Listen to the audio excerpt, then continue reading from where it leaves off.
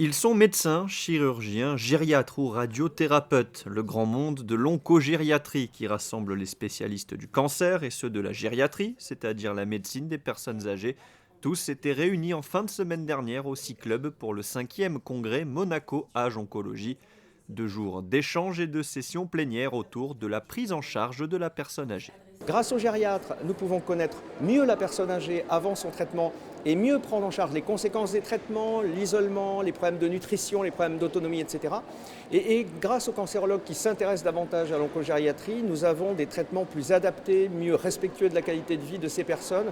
Et donc je crois des circuits de soins qui ont été vraiment optimisés. Plusieurs traitements sont possibles, chirurgie, radiothérapie ou encore chimiothérapie, et tous les types de cancers sont évoqués lors de ce Monaco Âge Oncologie. Quasiment tous les cancers sont plus fréquents chez les sujets âgés. Vous savez, l'âge, c'est le principal facteur de risque de la quasi-totalité des cancers. C'est pour ça que maintenant, la moyenne d'âge des patients atteints de cancer en France est aux environs de 65 ans, que la moitié d'entre eux sont déjà à plus de 70 ans et qu'on estime qu'en 2030, les 3/4 des patients atteints de cancer en France auront plus de 70 ans. C'est pour ça que cette dimension de l'oncogériatrie est très importante en termes de santé publique pour qu'on fasse du bon boulot pour nos malades.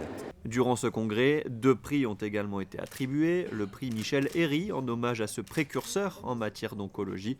Le premier pour le meilleur article publié par un oncologue ou gériatre et le second pour le meilleur travail original présenté dans un congrès national ou international.